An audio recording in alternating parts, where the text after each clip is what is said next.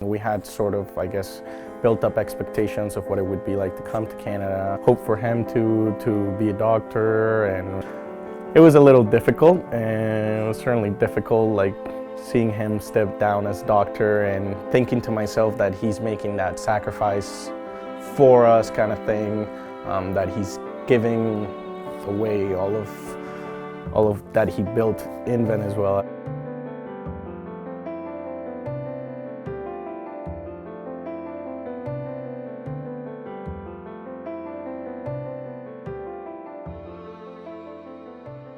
Things were getting really tough in Caracas. I was working in an emergency hospital where we would just bring people with gunshots in. Probably 8,000 to 12,000 killings per year, having the same amount of population than Canada. One of the days we were in one of these kinds of protests with our flag, and we got oil, very hot oil thrown towards us. So it started to get really difficult, and we just decided to leave the country.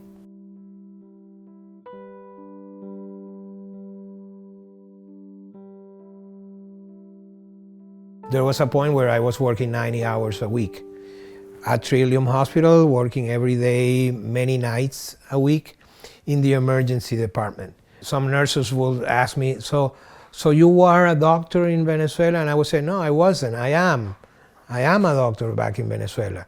And just because I'm here, that doesn't mean I'm not. And that's the other difficult part, that you have your role in an emergency setting here is not as a doctor, and then you have to fight with yourself not to behave like what you really are. Sometimes you have a wound right in front of you and you want to suture that wound and you want to, just move your hands, and you can. It's like having a cold beer right in front of you and you cannot even drink it. It's not just another career. There are many rewards that you receive as a doctor that are not money-wise rewards. It's just the expression of a patient that looks at you, the gratitude of a patient that looks at you, the way a patient improves after you intervene in his disease.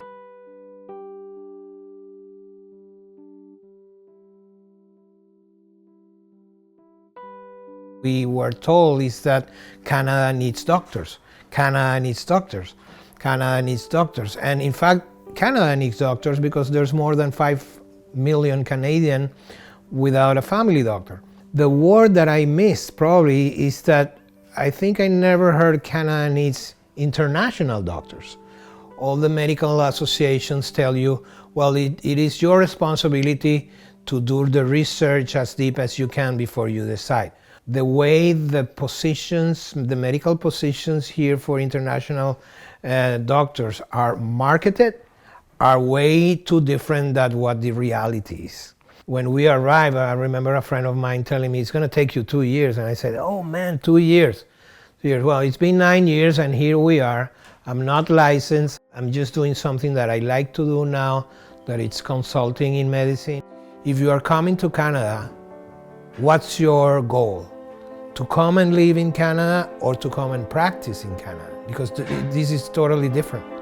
So if you want to come to live in Canada, come. The doors are open for you. But if you want to come and practice to Canada, okay, the door is open this far, okay? Just because the system needs the door open to let know the people that the door is open. So that's not a very good welcome for doctors that have been successful in their country. Before I was a little angry or a bit mad, bad feelings about why if he passed the test and he have the English and they need the doctors and we have a big Spanish community, and why they don't give two opportunity to do. I believe in God a lot, and if I am where I am, it's because I was meant to be where I am.